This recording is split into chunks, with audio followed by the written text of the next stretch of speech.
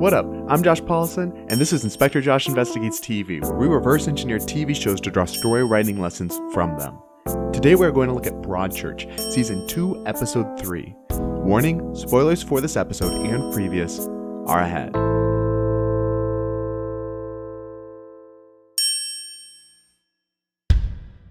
We're going to talk about manipulation and also getting into a position of, I call it, holding all the truth cards. Now, we have this court case, and Miller ends up getting drilled by the defending lawyer really hard. And this lawyer uses quite a few manipulation techniques, which we're going to go into. It's actually really cringy for me because I hate when people manipulate people. So it's like really like I watched through this twice, and that was hard for me. And writing down and looking at the different techniques that were used. So first, we're going to talk about getting into a position of holding all the truth cards. Now, what I mean here isn't having actually the truth. What I'm talking about is being viewed as the credible source, being viewed as the person who is the only trustworthy one, who actually has everything together, and making everybody else put into a position of question. Now, this doesn't have to just be used in court cases. This is a manipulation tactic that characters can use in other situations as well. It could be, hey, where do we sleep for the night? It could be, hey, whose product should we buy? But here are 3 basic steps. Number 1, you discredit the evidence. Number 2, you discredit the person. And number 3, you create new evidence. Here's the thing. Once you've discredited a person, you can say whatever you want. And that's what these characters end up doing, is that they discredit a person. And once they do, then they are put in that position of credibility. Somebody has the truth. If they don't have it, and you seem to have a good enough head on your shoulders and good enough evidence, then hey, you're the one who's going to have that. By the way, if you ever use these in real life, I'm going to come over there and I'm going to punch you in the face. Okay, so now let's go into, unfortunately, I wish that I could say that I wasn't at all triggered by this episode, but yeah. So next, we've got different methods of pressuring. And there's basically 8 steps that the lawyer takes, and you can watch the episode and you can see it happening. So the first thing is that she gets Miller off guard. She takes her off guard. The second, take it to the extreme. I'll just read these out and then I'll explain. Number 3, connect back. Number 4, attack the credibility of the person. Number 5, switch places. Number 6, accusation. Number 7, you said, made worse. And number 8, new story. So first, the lawyer takes Miller off guard by asking about her sex life. And that's really doesn't seem that relevant to the case. But when you take somebody off guard, you get them defensive, because now they may have been defensive or concerned before, but now you've taken them off guard. They have to be really careful. That's the goal of the first step, is to get them defensive. The second step is to take things to the extreme.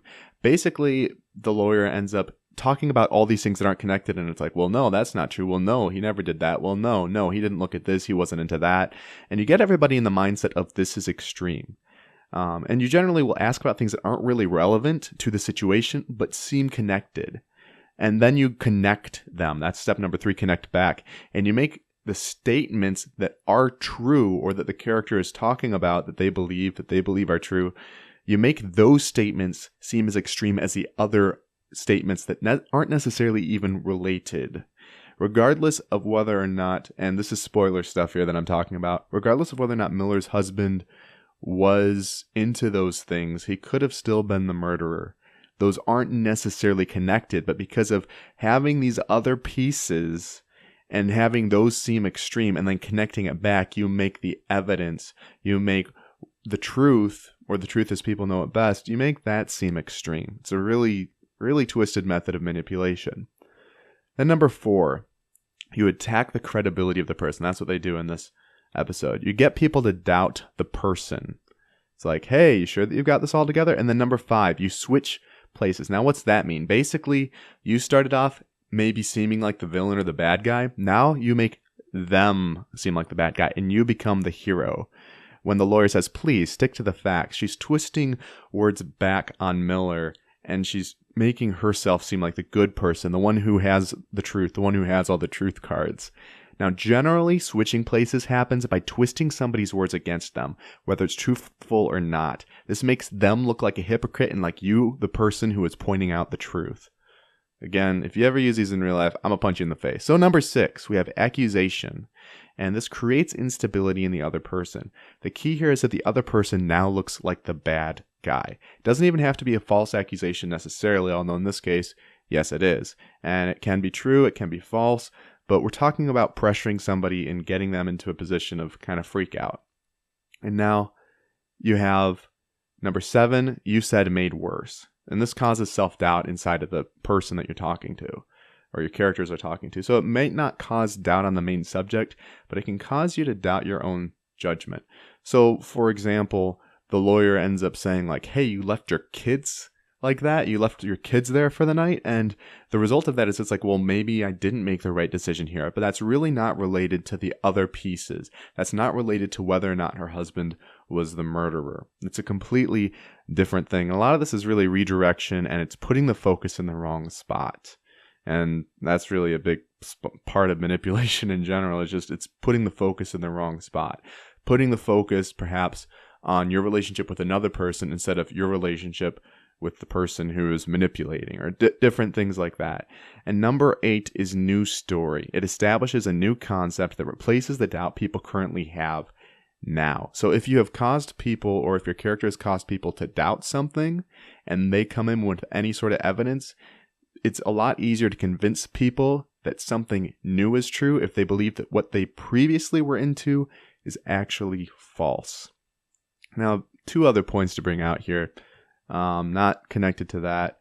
A technique of manipulation is to get everyone emotionally riled up at you. This is the technique that the lawyer uses. And so basically, you might start attacking a person really vehemently, really cruelly, but then you switch places with them. Now that anger is still there. So as a result, all of the anger that was directed at you is now directed at the other person. This is really awful and twisted, but characters can use it and it can work. Where they basically get everyone emotionally riled, and now they have all this emotion, they have to direct it somewhere. So essentially, they start by being the target of the anger and by getting people riled up. And then, even if people might have been angry at them, they turn it back around and are like, I'm pointing this anger at you, like a big beam of anger. Now, also, when you have a character in a place of false accusations combined with self-doubt, it can be hard to face the decisions that they have made, that they might have been wrong in some areas, in some of their decisions, and separating that from the concern of the truth, from the different things going on, essentially this character is being put in a position where they have to process too much at once, and it's just too much to handle, and they crack. Generally, when it comes to these kind of breakdowns, is that there's just too much to process, and there's misdirection on the part of the lawyer. There's all of these accusations flying. There's all of these different pieces, and combined, it essentially becomes way too much to process at once. If only some of the pieces had been there, it would have been okay. If it had been over a much longer period of time, it may have been okay. But it's everything coming down at once. So those are some of the methods just in this scene that you can see being used by the one lawyer to discredit Miller. And these are techniques that you can have your own characters use. For example, let's say that you have a big bad who needs to manipulate people into following him or her. Or let's say that you have a thief who needs people to believe their story. Or maybe you have a similar type of court case situation in your story. You're not sure how you can get people to switch sides. Or you're not sure how you can convince people to switch sides from one character to another. Now, these are techniques for the story. If you ever use these in real life, guess what? Your life ain't going to go so hot, and I'm going to come punch you in the face like I've already said twice. So, these are great techniques to look at for characters and for your goals. And I recommend that you try switching them around a little bit. When I was talking about pressuring, I was talking about the order used in this episode of Broadchurch, but it doesn't necessarily have to be that order, or things can be repeated. So experiment a little bit, try out these pieces, and see how it works in helping your characters accomplish their goals, and you, in the end, accomplishing your goals for the story. With that said, case closed. Thank you for listening. We'll be back with another episode next Monday. You can follow me on Twitter at Josh Paulson or check out my website, joshpaulson.com. Have a fantastic day.